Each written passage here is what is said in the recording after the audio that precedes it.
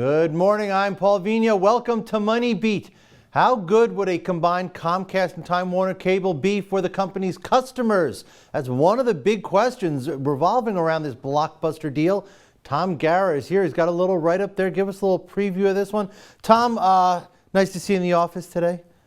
I couldn't even get in here yesterday. It wasn't even a possibility, so very happy to be in the office today. It's still crazy out there. Good day to be home playing with your cable box, though, isn't it? It's never a good day to be home playing with your cable box. Come on. Let's talk about the cable. Let's talk about Comcast Time Warner.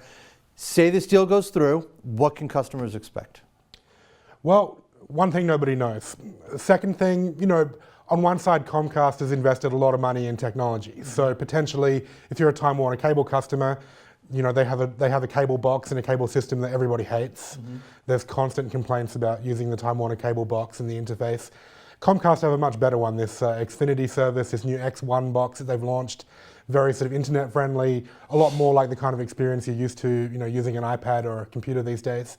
So, on the tech side, if you're a Time Warner customer, maybe you might be able to expect some better tech. On the other side, as a general rule, when companies get much, much bigger and much more able to pressure, generally you can expect that they don't have as much incentive to keep people happy. So, cable has notoriously been an industry that's not super competitive. You don't have a lot of choices for your cable TV. It's not as if Time Warner and Comcast were competing with each other for customers. They're not in the same areas. Right. But just generally, as companies get bigger and bigger, shareholders expect more and more money in their pocket and less money being invested in infrastructure, these kind of things. So you could also expect a company that might not be as friendly to use as before.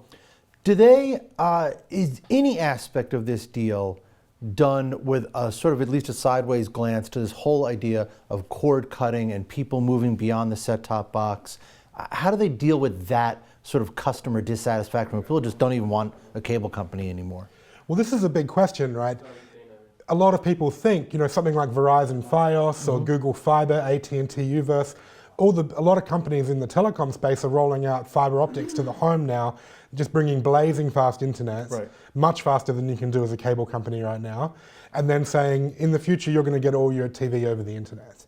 So whether it's cable companies doing internet-based TV, whether it's things like Netflix, whether it's all the cable TV channels starting to stream for a fee, a lot of companies are betting on just give a really fast pipeline and let the TV side sort itself out. So, for Comcast and, as a new sort of Comcast Time Warner Cable merger, what you'd wonder is the scale they're building something that they hope can be used to make a big investment in this next generation of fiber? Will they try and boost their speeds, turn into just a blazing internet provider and then hope to keep a bit of the TV?